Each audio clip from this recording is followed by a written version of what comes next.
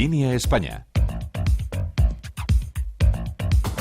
Presentado y dirigido por Ana Rosa Alonso.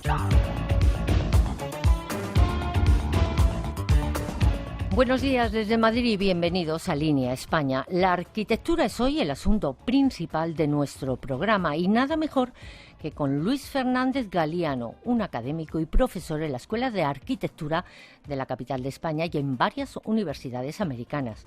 Luis Fernández Galiano, con una amplísima biografía profesional, sin embargo, no ha construido un solo edificio. Él edifica con la palabra, que es el instrumento más importante en la disciplina de la que es profesor. Con él hablamos de la filosofía de la arquitectura, de la burbuja inmobiliaria, de a dónde va la arquitectura, cuál es el debate actual, la relación entre política y arquitectura. Nos aconsejará sobre el futuro de la misma y, lo que es más importante, sobre el futuro de nuestros jóvenes arquitectos. Además, viajaremos hasta San Sebastián, en el País Vasco, para darles a conocer otra forma de construir y de vivir en comunidad. El ecohousing, una iniciativa que triunfa al norte de Europa y en Estados Unidos y que llega ahora a nuestro país. 9 estudios de diseño españoles participan en el Tokyo Designers Week. Radio Exterior de España. After recent official visits to Latin America and Russia, España marca tendencia. A sevillana María Pajés acredita na transformação do flamenco e La plataforma Sounds from Spain lleva la música española al Güemes de Tesalónica. España marca gustos. De nouvelles créations espagnoles en robotique. Los alimentos y vinos españoles se exhiben en el certamen Worlds of Flavor de Estados Unidos. España marca calidad. José Manuel García Margallo. Radio Exterior de España. La moda española aumenta su presencia internacional, especialmente en Europa. Radio Exterior marca España en el mundo.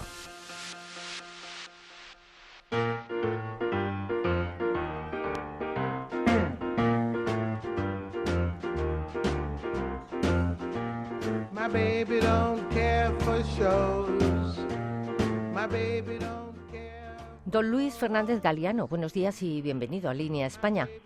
Encantado de hablar con ustedes. Luis Fernández Galiano es doctor arquitecto y catedrático de proyectos en la Escuela de Arquitectura de Madrid. Tiene un largo currículum, destacado profesor visitante en varias universidades americanas, investigador, experto del Premio Europeo Mies van der Rohe. Dirige 2 revistas de arquitectura y además es miembro de la Real Academia de Bellas Artes de San Fernando. Académico, por tanto, que casi podemos decir que le viene de familia, ¿no? Bueno, en efecto, mi abuelo y mi padre y mis tíos todos eran académicos, de distintas cosas, eso sí, de ciencias y de letras, sobre todo. Sí. Había de todo. No es por quitarle mérito, ¿eh? No. Simplemente que lo tiene, pero vamos, venía de familia. Pero soy el primer arquitecto, eso sí. Los demás eran sobre todo científicos de distintas cosas. Señor Fernández Galiano, con esa trayectoria y muchas cosas que no he nombrado, ¿se camina bien? Bueno, camino, digamos, como siempre, con trabajo. Sí, al final la vida académica, la vida profesional solamente está hecha de rutina y tesón. Una curiosidad, esta amplísima biografía profesional que, sin embargo, no ha contribuido, por ejemplo, a construir edificios, como hace un arquitecto al uso. Usted, podríamos decir, edifica más con la palabra que con los ladrillos. Sí, hago arquitecturas de papel, Sobre todo soy editor, profesor, escritor, pero desde muy pronto fui un arquitecto réprobo. Sí. ¿En algún momento su edificación ha chocado de plano con la del ladrillo? La verdad es que las arquitecturas de papel, las arquitecturas de ladrillos y de piedra y de vidrio tienen una relación muy estrecha. Nosotros seguimos la actualidad de lo que ocurre en el mundo del ladrillo y en el mundo del hormigón con muchísima atención y como es lógico, pues no somos ajenos a ella, y ahora mismo pues la crisis de la burbuja inmobiliaria, esta crisis de ladrillo, nos afecta también a los que solamente hacemos arquitecturas de papel, porque la profesión está pasando un momento muy difícil. Muy difícil. Desde su visión, ¿en algún momento predijo lo que se nos venía encima con la burbuja inmobiliaria? ¿De alguna manera? Pues mira, nosotros hacemos todos los años un anuario de arquitectura española, que tiene un artículo mío que hace el resumen del año, y todos los años acaba diciendo, y la burbuja sigue sin estallar, la burbuja sigue sin estallar. Sabíamos que había una burbuja y que estallaría antes o después, pero pero tampoco podíamos prever que tendría unas consecuencias tan con un calado, devastadoras. exactamente, con un calado como sí. el que tiene. Pensábamos que sería más bien, digamos, pues un ajuste, como ha habido otras veces, 3 o 4 años, en los que se desploma todo y luego vuelve a recuperarse, pues la reconstrucción ha sido siempre cíclica. Sí. Y no teníamos motivos para pensar que esta vez no lo sería, pero la profundidad de la crisis nos ha sorprendido. Pensamos una crisis sistémica más que una mera crisis cíclica, como hemos visto y vivido otras. Ya. Señor Fernández Galiano, ¿se ha despilfarrado en los años de bonanza? Claro que sí. Claro que sí, no es imposible ocultarlo. Uh-huh. Se ha despilfarrado no solamente dinero público, sino dinero privado. Es decir, la sociedad en su conjunto se ha comportado como si estuviera viviendo una fiesta prolongada. Sí. Porque la arquitectura siempre tiene que estar, me corrige si no es así, al servicio de la sociedad. Claro, la arquitectura es un arte público. Uh-huh. No es algo que una cosa que como una poesía que puede hacerse como parte suelto, no. de la intimidad. No. Está en el ámbito público, se hace tantas veces con capitales públicos y está al servicio de la gente. Ya. Claro. Y en algún momento de los últimos años, la arquitectura ha querido más, por ejemplo, no sé si es la palabra precisa, deslumbrar que servir a la sociedad. Pues sí, muchas veces ha habido esa voluntad compartida también, hay que decirlo, pues por políticos o empresarios que querían crear iconos, crear edificios llamados entonces emblemáticos, sí. Que dieran muestra pues de un talante político o de unos éxitos empresariales. Uh-huh. Edificios emblemáticos que muchos de ellos ahora están vacíos. Algunos están vacíos, claro. Otros tienen muy poca programación, museos con una vida pues más melancólica de la uh-huh. que tuvieron en aquel momento, porque los edificios no solamente deben ser contenedores de esa coreografía social, sino que deben de estar en permanente uso. Un edificio sin gente que lo ocupe y lo habite muere. Exactamente. Porque en estos últimos años igual la arquitectura se ha puesto más al servicio de la política, y no estoy culpando a los arquitectos.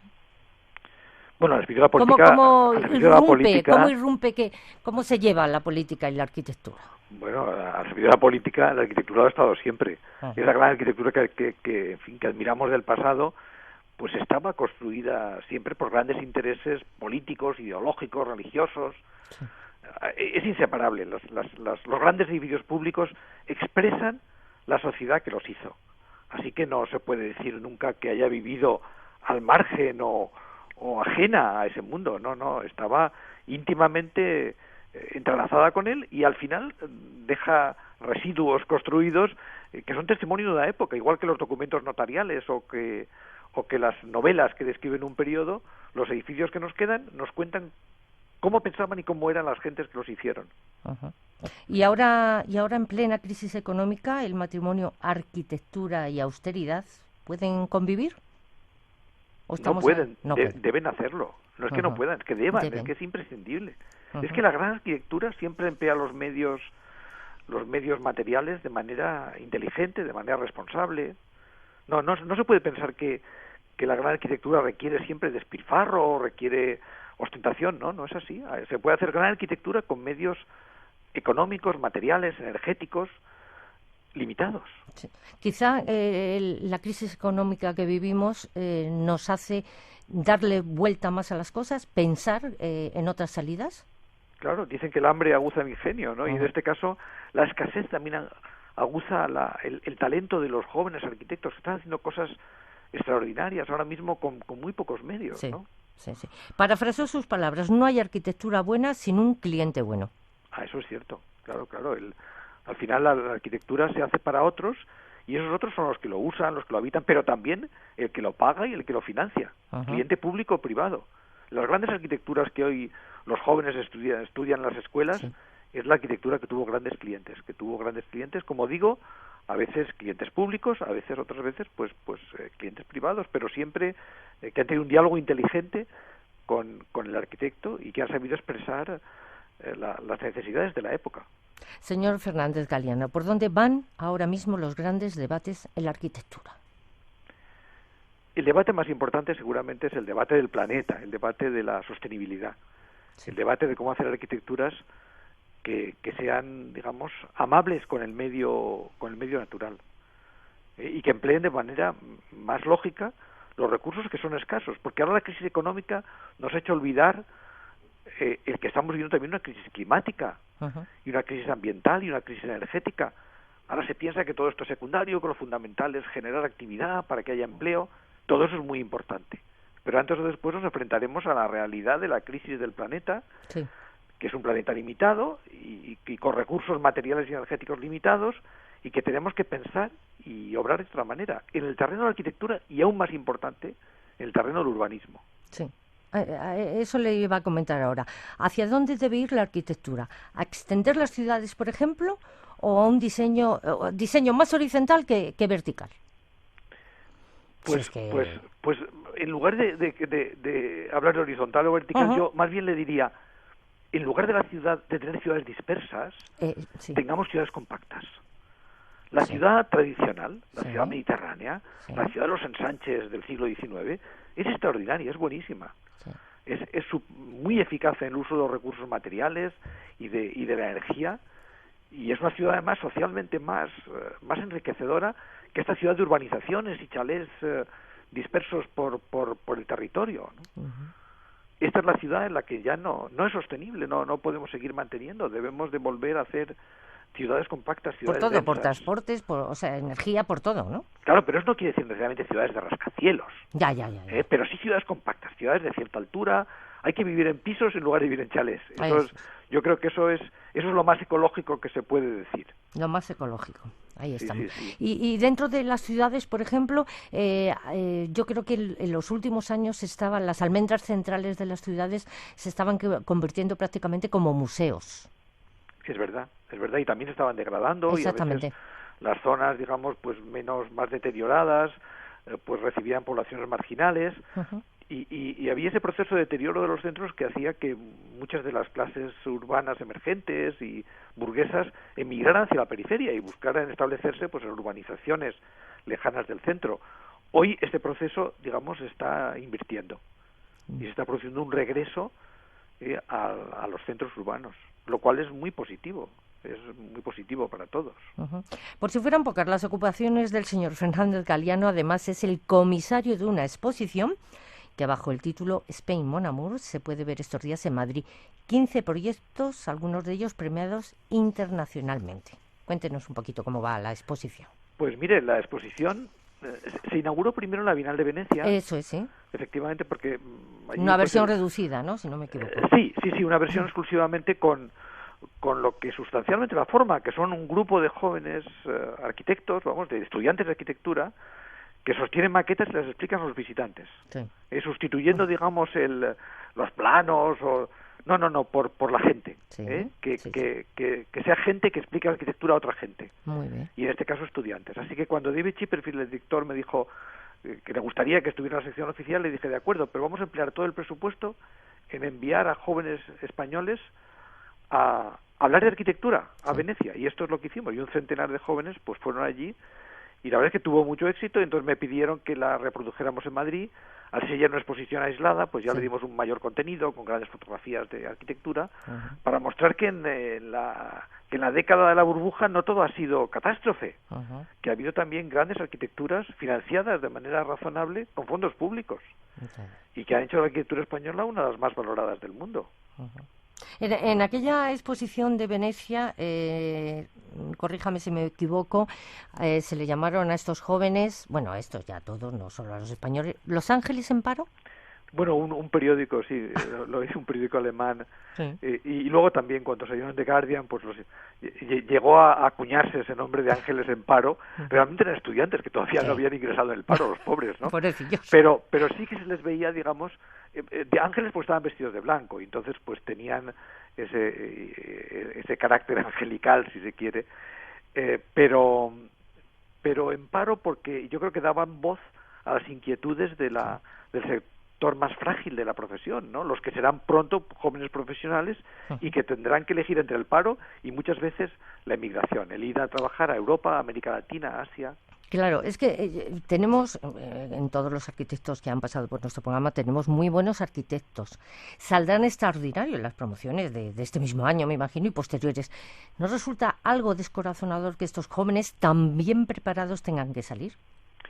Pues, por un lado, uno siente una cierta frustración, es verdad, pero por otro, es que es cierto que hemos construido todos los aeropuertos y museos y edificios culturales que necesitamos, ¿no? Ahora sí, es verdad, va a haber mucho trabajo en el terreno de la rehabilitación, sobre todo de la remodelación de lo existente. Sí. Pero va a haber pocas arquitecturas nuevas porque tampoco las necesitamos. Ya. Y entonces es lógico que estos arquitectos y estos ingenieros jóvenes busquen trabajo allí donde les necesitan más, y a veces es en Oriente Medio, a veces es en China, a veces en América Latina o en otros países europeos. Y esto no es malo. Muchos no volverán, es verdad, porque son una etapa joven, forman parejas fuera, pero muchos otros regresarán con unos conocimientos incrementados y una experiencia que será muy útil para el país, como en otras tantas olas migratorias. Así que no hay tampoco que derramar muchas lágrimas por su salida. Creo que ellos forman parte de un mundo global, han tenido una educación con frecuencia cosmopolita, parte de su educación ha sido fuera de España, y lo hacen con mucha naturalidad. Ese es el consejo que les da a los jóvenes, me imagino, en sus clases. Sí, pero no es un consejo, lo saben ya, es decir, ellos ya piensan en términos europeos, tienen amigos europeos. En nuestra escuela de arquitectura, por ejemplo, hay muchos estudiantes de toda Europa, se habla uno por los pasillos hoy hablar varios idiomas, sí. Y esta condición cosmopolita ya es una segunda naturaleza. Lo mismo que son nativos digitales, sí. Son nativos cosmopolitas. Uh-huh. Y no es el mundo ese del emigrante que iba con una maleta de madera suiza, es otro mundo. Uh-huh. Bueno, nos abre un camino a la esperanza que creo que nos viene muy bien. Por supuesto, porque además este país tiene estupendos profesionales y el poder exportar talento no es una pérdida, es una riqueza para todos. Uh-huh.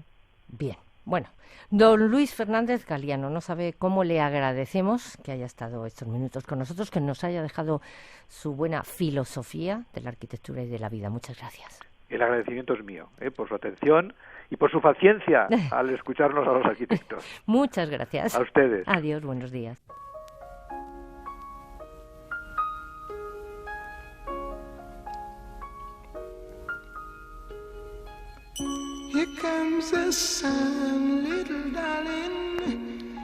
Y como les apuntábamos al inicio del programa, les hablamos ahora del eco-housing, una experiencia que está arrasando en los países del norte de Europa y Estados Unidos y que ahora llega al País Vasco. Es en San Sebastián donde se está implantando bajo la denominación de Hauskide. Nuestra compañera Herminia Arvide ha estado con los constructores y con los usuarios de dicha arquitectura. Deberíamos pensar seriamente en esa historia de vivir en comunidad. Fue mía la idea de esta comunidad. No puede ser. ¿Te crees que eres un hippie o qué? Cuando vi a mis amigos con dificultades, busqué soluciones. Unas viviendas independientes en las que sus inquilinos, entre 55 y 75 años, comparten algo más que la simple vecindad. En esto consiste, en esencia, el cohousing, una experiencia que ya conocen en el norte de Europa y en Estados Unidos y que empieza a cuajar en nuestro entorno. En San Sebastián, una veintena de personas ha formado una asociación, Hauskide, a la que pertenece Antxon Elosegui. Estamos proyectando unas casas para vivir de manera independiente, pero en compañía y en solidaridad. Ese es el espíritu principal de Hauskide.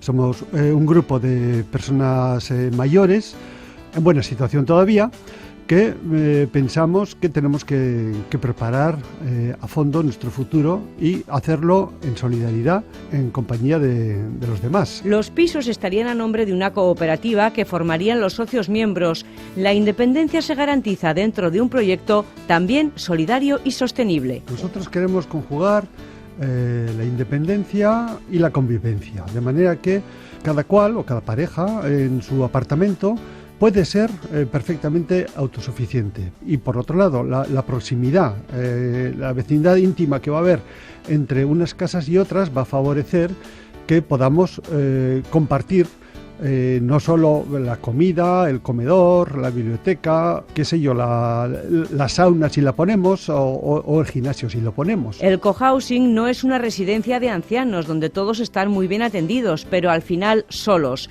Los inquilinos no son cuidadores de los demás, aunque sí buenos vecinos. Arantxa Gurmendi, pareja de Anchón. En principio es para personas que tienen autonomía suficiente como para vivir solos incluso, ¿no? Pero bueno, no se descarta que hay algún caso pues que a lo mejor tienen alguno de los dos personas que son, pues uno es más dependiente, pues tiene su propio cuidador, ¿no? O sea, lo que los demás no nos vamos a convertir es en cuidadores de personas de edad, ¿no? Elena Bengoechea, que ha conocido a Anchón y a Arantxa a través de Hauskide, dice que ninguno de ellos en esta nueva etapa de la vida quiere llegar a depender de los hijos. Esta es otra de las razones que no queremos depender de los hijos en el futuro ni en el presente, y entonces pues lo que queremos es buscarnos una manera de convivir con gente que seamos autosuficientes y que podamos vivir sin necesidad de echar mano de la familia. En Hauskide conocen la experiencia del cohousing en Suecia. En Escandinavia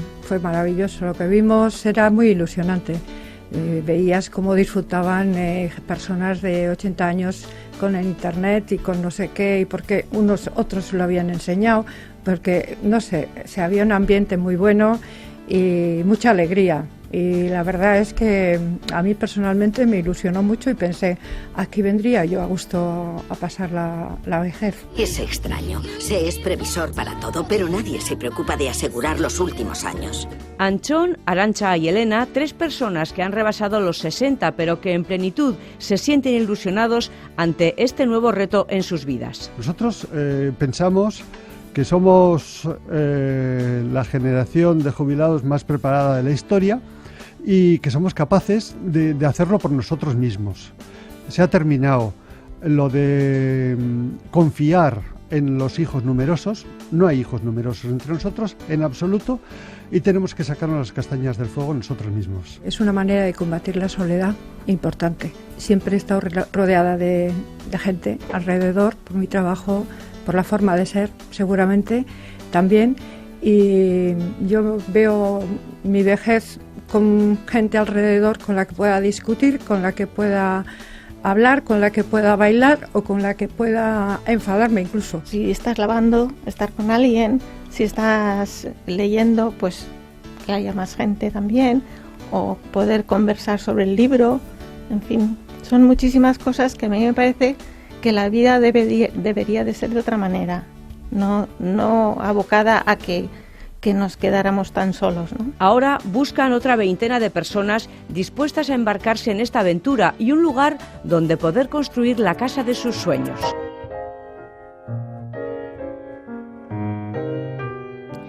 Pues con el piano de Bebo Valdés y la voz de Estrella Morente nos despedimos. Como siempre han contribuido en este programa en producción Nuria Álvaro y en el control de sonido Gemma Fernández. Continúan en la sintonía de Radio Exterior de España.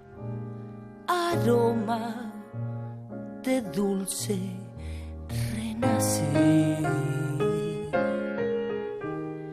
vuelo del alma que añora momento divino,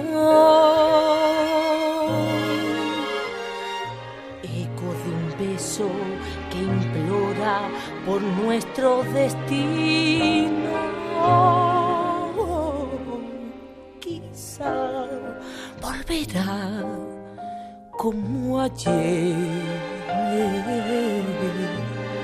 y anhelo de nuevo tener tu querer. Será como un carnaval de infinito placer sin igual, siempre juntos los dos, vida